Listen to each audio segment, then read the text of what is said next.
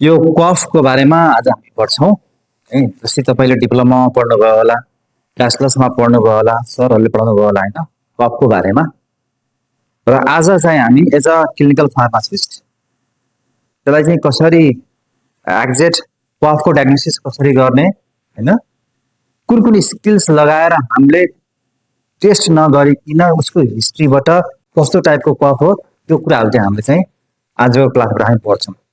ओपिडीमा अथवा चाहिँ यो फार्मेसीमा सिरपहरू दिइरहेको हुन्छ, न्युक्लाइटिक एजेन्ट दिइरहेको हुन्छ, सप्रेसन दिइरहेको हुन्छ, एक्सपेक्टोरेन्ट दिइरहेको हुन्छ, एक्स्ट्रोमेथर्फेन दिएको हुन्छ।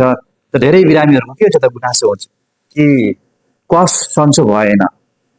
किन सन्चो भएन? किनभने हामीले एक्ज्याक्ट जुन रुट हुन्छ नि कज त्यो चाहिँ पत्ता नलागेको हुनाले चाहिँ हामीले यो चाहिँ प्रब्लमहरू आउँछ।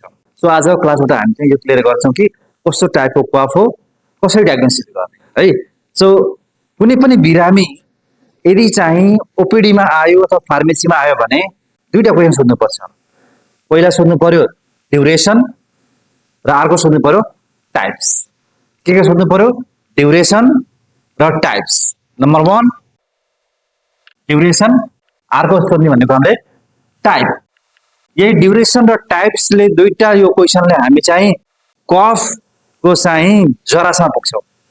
ड्युरेसनमा के आउँछ कहिलेबाट, टाइप्स भनेको कस्तो खालको, कहिलेबाट कस्तो खालको, कहिलेबाट 1 हप्तादेखि 2 हप्तादेखि 15 दिन 1 महिना 2 महिना 3 महिना, त्यो ड्युरेसन भयो। टाइप्स भनेको कस्तो खालको, सुक्खा खोकी कि गिलो खोकी, यो दुईटा कुरा चाहिँ हामीले सोध्नुपर्छ। पहिला अब हामी हेर्छौँ duration. So based on duration we can classify 3 types of cough. 3 किसिमको कफ चाहिँ हामी बेस्ड अन ड्युरेसन हामी क्लासिफाई गर्न सक्छौँ। Number 1 is a acute. Based on duration we can classify acute, subacute, and next is a chronic. So, based on durations, we can classify 3 types of cough: acute cough, subacute cough, and chronic cough. Any duration less than 3 weeks it's a acute. If duration is between 3 to 8 weeks, it is a subacute. If it is a more than 8 weeks, right? More than 8, less than 3 weeks, 3 to 8 weeks, more than 8 weeks. Again, we can classify the acute cough, that is which is less than 3 weeks, into 2 types. है, कोही patient आयो, तपाईले सोध्नुभयो बुवा खोकी कहिलेबाट छ? 1 हप्ता भयो बाबु भनेपछि यो दुईटा कटा भयो। 1 हप्ता त भयो नि, अब हामी यहाँ आउनु पर्यो एक्युटमा आउनु पर्यो। अब एक्युटमा आइसकेपछि त्यहाँनिर हेर्नु पर्यो भाइरल हो कि ब्याक्टेरियल हो, इन्फेक्सियस कि नन इन्फेक्सियस।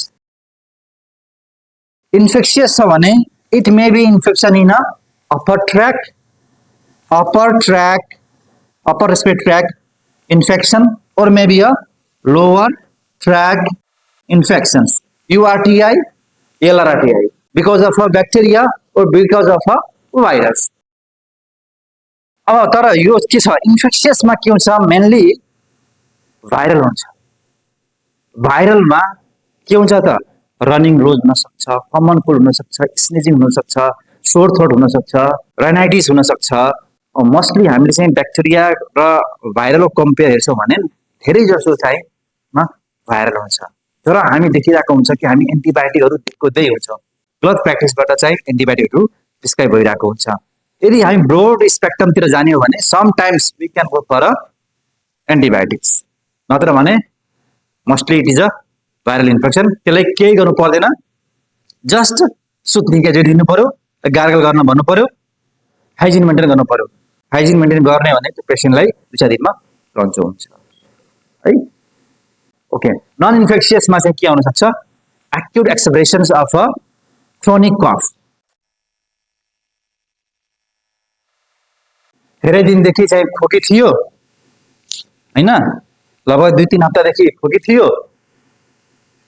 वास्ता गरिएन र अचानक 2-4 दिनदेखि बढ्यो, त्यस्तोलाई के भन्छ acute expressions of a chronic कफ। यो भयो हाम्रो नन इन्फेक्सियस। यो यति हाम्रो भयो हाम्रो बेस्ड अन ड्युरेसन यो एक्युट कफको बारेमा। अब सब एक्युरेटको कुरा गर्ने हो भने के हुन सक्छ त